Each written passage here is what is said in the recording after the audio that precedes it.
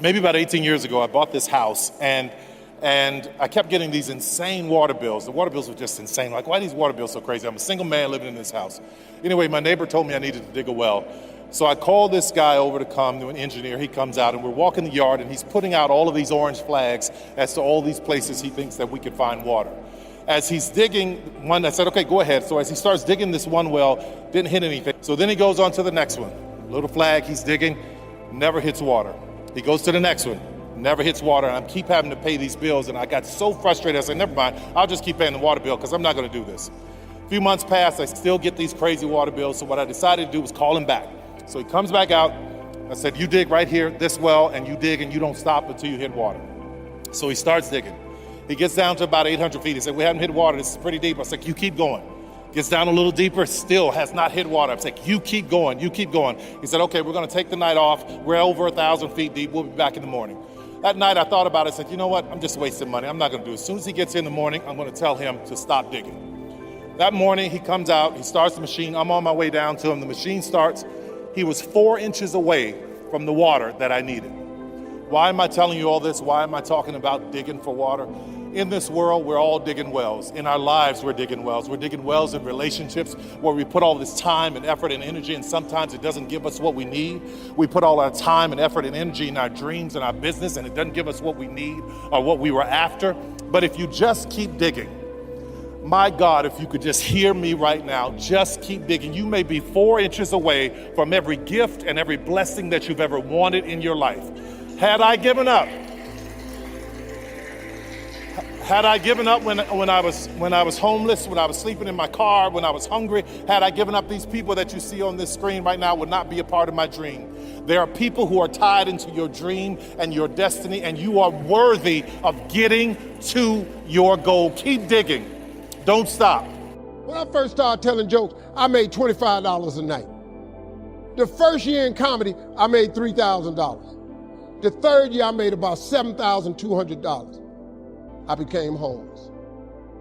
I lived in a car for 3 years because I wasn't making enough money. But guess what? I kept telling them $25 jokes till they started paying me $250 a night.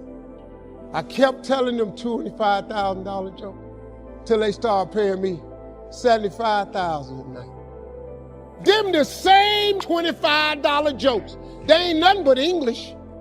I just kept repetition over and over and over, and keep praying about it. I kept praying about it. I kept leaning on my mama. She said, he didn't bring you this far to leave you. You know, I could have gave up a long time ago. I just kept fighting. God is gonna come through and do what he say he gonna do, but it all happens at an appointed time. But you have to stay in faith for the appointed time to happen for you. I've been wanting to be on TV since I was 10 years old. You know how old I was before I got on TV? 38. 28 years after I wrote it on the paper. I won't be on TV. It took me 28 years to get on TV. But it happened at an appointed time. I just never gave up the faith. I kept going because I didn't know how to quit. Because I know if I quit, it cannot happen. But if you stay with it, you have no idea what can happen for you. Now, how do you hang in there during the hard, difficult times? You must have faith. You've got to believe in your abilities, your ideas, unquestionably. You've got to have faith, and that faith gives you patience. A lot of things are going to happen that will catch you off guard. And so therefore you've got to deal with and handle it as it comes. You've got to keep moving and keep plugging away. So how long you been working on this? And you have nothing to show. This is all you got to show. People gonna do that to you. And some people, ladies and gentlemen, they stop. You got to keep on watering your dream. And when it began to happen, they stopped laughing. They said, look, hey man, you know, I know you can do it. Look, you got a job here. See, during those hard times, when you failed and things didn't work out, they were nowhere to be found. When you're working at your dream, somebody said the harder the battle, the sweeter the victory. See, when it's hard and there's a struggle, see, what you become in the process is more important than the dream. The kind of person you become, the courage that you develop, the faith that you're manifesting. You knew it was hard, but you did it hard. If you're going to fulfill your destiny, you have to have a made-up mind that no matter what comes against you, no matter how many times you get knocked down, you are not going to stay down. You're going to keep pressing forward, looking for your next victory. The people that succeed are not necessarily the most talented, they are the most determined. When they fail, they don't see that as final. They learn from it and try again. And in life, there's always something coming against us. Disappointments, unfair situations. And too many people just give up and think, well, it just wasn't meant to be. No, if you're going to experience God's best, you have to have a warrior mentality. Your attitude should be, if I have to stand in faith my whole lifetime, I am not going to give up on what God has put in my heart. God did not create us to give up when it gets hard.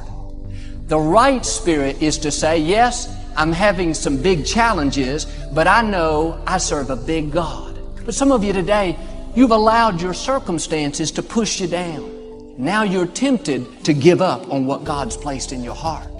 But I'm asking you to dig your heels in and say, no, I will not give up on my dreams.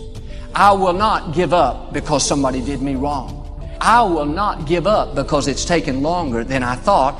I'm going to become everything God's created me to be, and I'm going to have everything God intended for me to have. As long as God has given me breath to breathe, I'm going to keep pressing forward, believing for His very best. I don't understand why this has happened to me. Why was I raised in a negative environment? I don't know why, but I do know this. Nothing that has happened to you can keep you from your God-given destiny. You can take the hand you've been dealt and win with it. God would not have allowed it unless He had a divine purpose.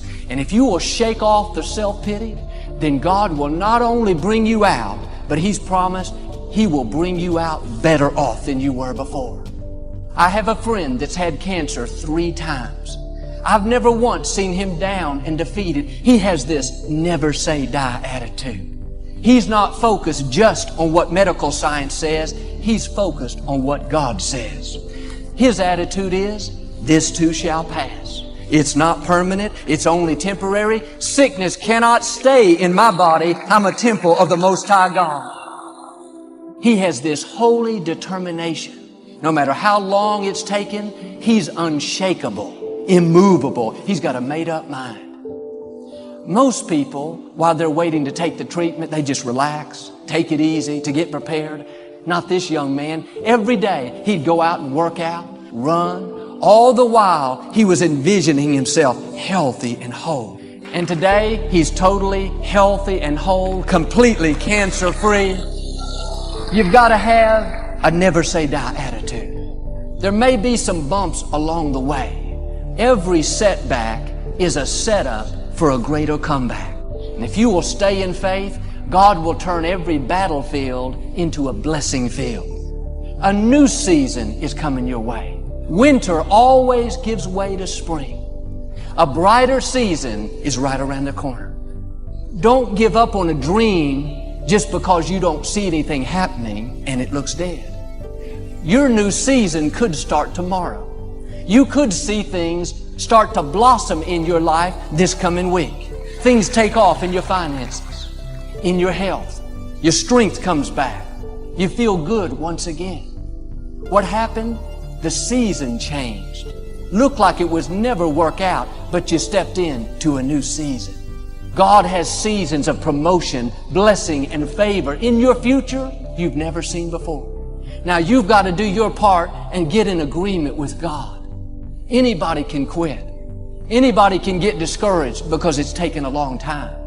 But it takes a man or woman of great faith to say, it looks like my dreams have died, nothing is going my way, but I am not moved by what I see. I'm moved by what I know. I know I would not have breath to breathe if God didn't have another victory in my future. You can't allow the setbacks of life cause you to get numb and become indifferent. The right spirit says, this may be difficult, but I know I've been armed with strength for every battle. Life may have treated me unfair, but I know God will pay me back for every injustice.